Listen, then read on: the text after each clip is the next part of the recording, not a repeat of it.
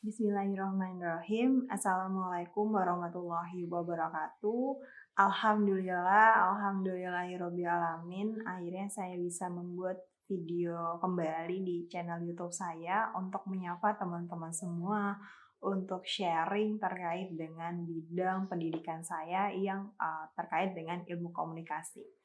Nah, video ini saya peruntukkan, saya dedikasikan bukan hanya untuk teman-teman yang sedang mengambil pendidikan di bidang ilmu komunikasi saja, tetapi video ini saya peruntukkan untuk halayak luas karena pada dasarnya kita di dalam society ini membutuhkan komunikasi untuk saling berinteraksi satu dengan yang lainnya.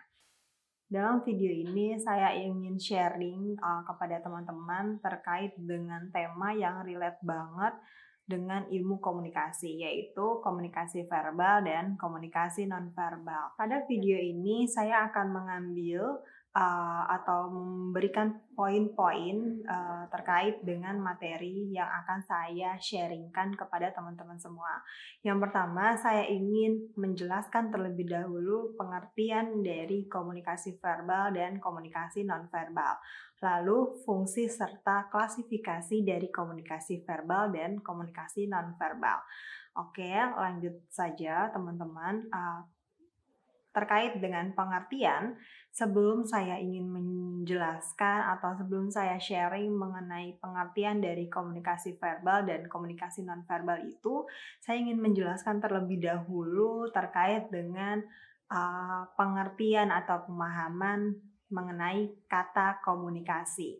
Nah, komunikasi ini ketika kita telaah, komunikasi memiliki makna proses pertukaran informasi antara satu individu dengan kelompok, atau antara kelompok dengan kelompok tertentu dalam sebuah hubungan di tengah-tengah masyarakat.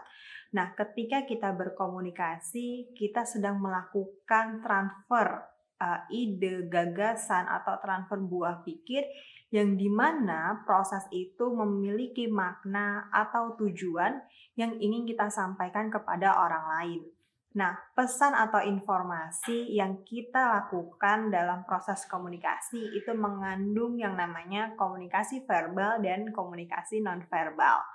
Nah, oke, komunikasi verbal adalah komunikasi yang terbentuk secara lisan atau secara tulisan, misalnya penggunaan kata-kata, atau ketika kita menulis sesuatu di atas kertas, atau kita mengetik kata-kata di pesan chatting. Nah, itu bagian dari komunikasi verbal. Sedangkan komunikasi nonverbal adalah komunikasi yang tidak menggunakan kata-kata, di mana kita menggunakan bahasa tubuh seperti mimik wajah, gerakan tangan, gestur tubuh, intonasi suara, atau bahkan kecepatan kita dalam menyampaikan informasi atau menyampaikan pesan, itu juga termasuk bagian dari komunikasi nonverbal. Nah, komunikasi verbal dan komunikasi nonverbal pada hakikatnya, ini keduanya saling terkait dan saling melengkapi satu sama lain ketika kita sedang melakukan komunikasi, ketika kita sedang melakukan transfer informasi, transfer ide, atau bahkan transfer gagasan kepada orang lain. Nah, dalam komunikasi langsung, kita akan terus atau kita akan sering nih menggunakan keduanya dalam waktu yang bersamaan kepada lawan bicara kita. Komunikasi nonverbal secara otomatis akan terjadi, akan begitu saja muncul ketika kita menyampaikan pesan nonverbal. Berdasarkan data yang saya temukan, penggunaan bahasa verbal dan penggunaan bahasa nonverbal dalam keseharian, bahasa verbal itu hanya 35%, sedangkan persentase yang jauh lebih banyak itu didominasi oleh penggunaan atau tipe komunikasi nonverbal sebanyak 65%. Nah, dalam tipe komunikasi verbal dan nonverbal, kita bisa memahaminya jauh lebih dalam ketika kita bisa memetakannya terkait dengan dua kategori, teman-teman. Pertama, vokal dan non-vokal. Kalau tipe komunikasi verbal terkait dengan vokal itu seperti bahasa lisan, bahasa yang saya sampaikan pada video kali ini.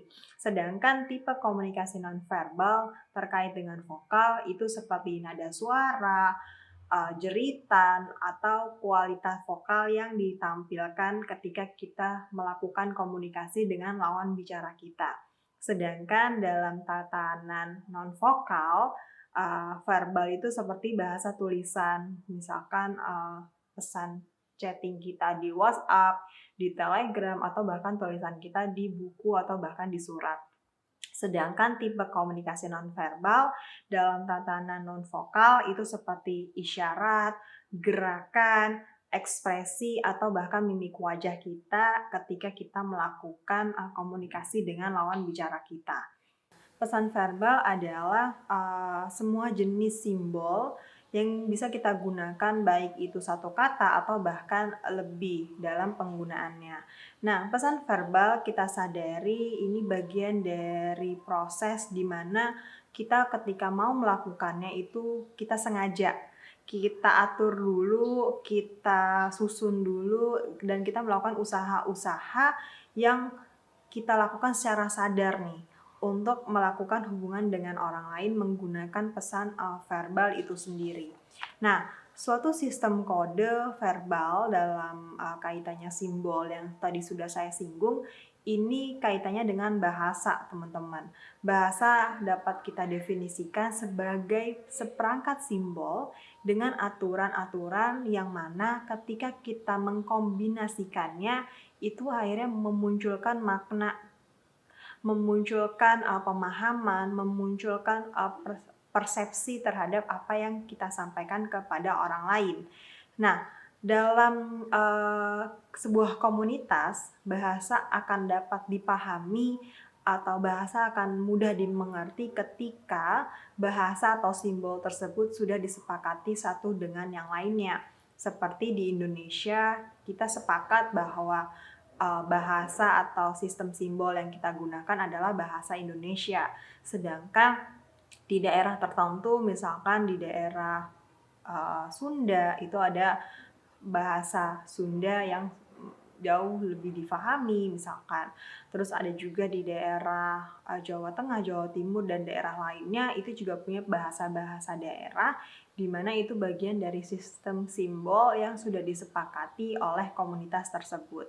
Nah, bahasa verbal ini sama dengan sarana utama untuk menyampaikan pikiran kita, untuk menyampaikan gagasan kita, perasaan kita, atau maksud kita kepada orang lain. Nah, bahasa verbal ini menggunakan kata-kata yang merepresentasikan berbagai aspek realita yang ada. Secara sederhana, pesan nonverbal adalah semua isyarat yang kita sampaikan kepada lawan bicara selain kata-kata yang kita gunakan. Pesan-pesan nonverbal ini sangat berpengaruh sekali untuk proses komunikasi kita, untuk mempertegas apa yang kita sampaikan kepada lawan bicara kita. Bahasa nonverbal ini bagian dari bahasa verbal pastinya. Jadi dalam suatu komunitas ketika kita memilih penggunaan bahasa verbal ini akan dilengkapi juga dengan bahasa nonverbalnya.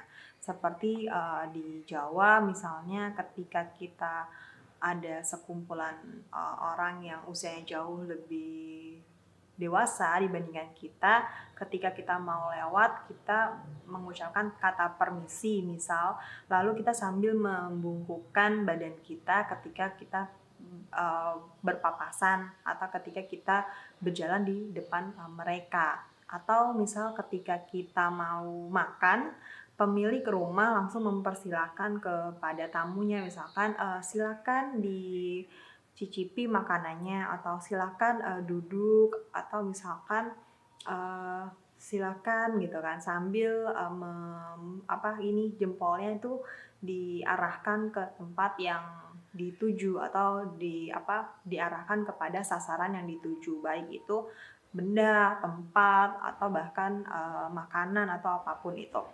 Fungsi dari komunikasi verbal dan komunikasi nonverbal.